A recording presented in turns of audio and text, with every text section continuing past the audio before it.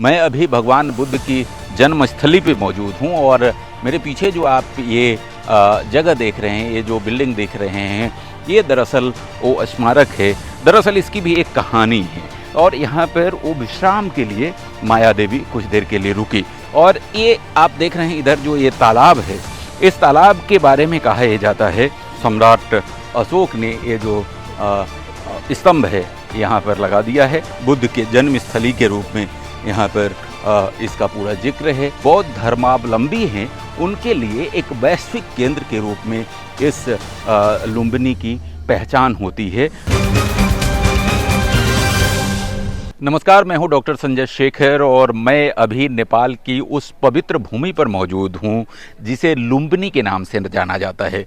लुम्बिनी आप सब परिचित है, भगवान बुद्ध की जन्मस्थली। जी हाँ, मैं अभी भगवान बुद्ध की जन्मस्थली पे मौजूद हूँ और मेरे पीछे जो आप ये जगह देख रहे हैं, ये जो बिल्डिंग देख रहे हैं, ये दरअसल वो स्मारक है जहाँ इसी के अंदर वो जगह है, पवित्र शिला है जहाँ पर भगवान बुद्ध का जन्म हुआ था। दरअसल इसकी भी एक कहानी है। दरअसल कपिलवस्तु की जो महारानी माया देवी है, वो कपिलवस्तु से अपने मायके के लिए जा रही थी और कपिलवस्तु की परंपरा के अनुसार उनको अपने बर्थ जो चाइल्ड है, जो बच्चा है, भगवान जो आगे चल कर के सिद्धार्थ गौतम और भगवान बुद्ध के रूप में जाने गए, उनके जन्म देने की परंपरा ये है कि मैके में उनका जन्म होगा और इसीलिए वो कपिलवस्तु से अपने मैके जा रही थी। लेकिन इसी बीच में ये लुम्बिनी जगह है वो पड़ा और यहाँ पर वो विश्राम के लिए माया देवी कुछ देर के लिए रुकी। लेकिन इसी दौरान माया देवी को लेबर पेन हुआ और लेबर पेन के बाद ये जो जगह है, इसी जगह पर एक साल का वृक्ष हुआ करता था। उस साल के वृक्ष के नीचे ईसा से 623 ईस्वी पूर्व भगवान तथागत गौतम का जन्म हुआ और ये उनकी जन्मस्थली है। और ये आप देख रहे हैं इधर जो ये तालाब है, इस तालाब के बारे में कहा यह जाता है कि ये तालाब है जब भगवान बुद्ध का जन्म हुआ उसके बाद माया देवी इसी तालाब में स्नान की थी। इस तालाब में उन्होंने स्नान किया था, इसलिए इसको भी एक पवित्र तालाब के रूप में यहाँ पर मान्यता है, माना जाता है। और यहाँ पर उसके बाद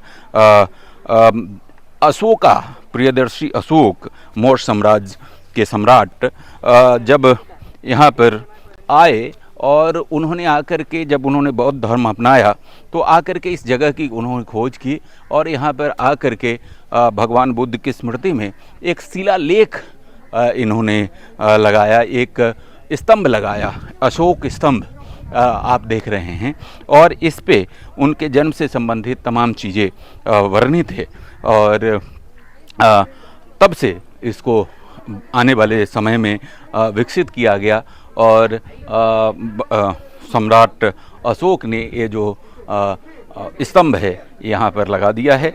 लगाने के बाद जो है इस पे बाकायदा भगवान बुद्ध के जन्मस्थली के रूप में यहाँ पर इसका पूरा जिक्र है, उस पर लिखा भी हुआ है। और अब जबकि मैं यहाँ मौजूद हूँ, आप देख रहे हैं कि इसको बहुत ही बेहतर तरीके से डेवलप किया गया है, इस पूरे इलाके को डेवलप किया गया है। आप देखें यहाँ पर ये भगवान बुद्ध की जन्मस्थली का जो मुख्य स्मारक है वो तो है ही, इसके साथ साथ यहाँ पर और भी करीब 1 दर्जन से ज़्यादा मंदिर है। यहाँ पर तपोस्थली है, शांति स्थल है, अलग अलग जो बौद्ध धर्मावलंबी हैं उनके देश के मंदिर हैं।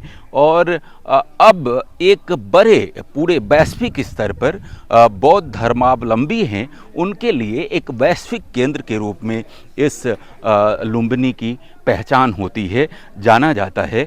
और चूँकि विश्व भर के यहाँ पर पर्यटक आते हैं, जाहिर सी बात है उसके लिए यहाँ पर एक जो है वो एयरपोर्ट भी बनाया गया है और इस पूरे इलाके को बहुत ही बेहतर तरीके से डेवलप किया जाता है।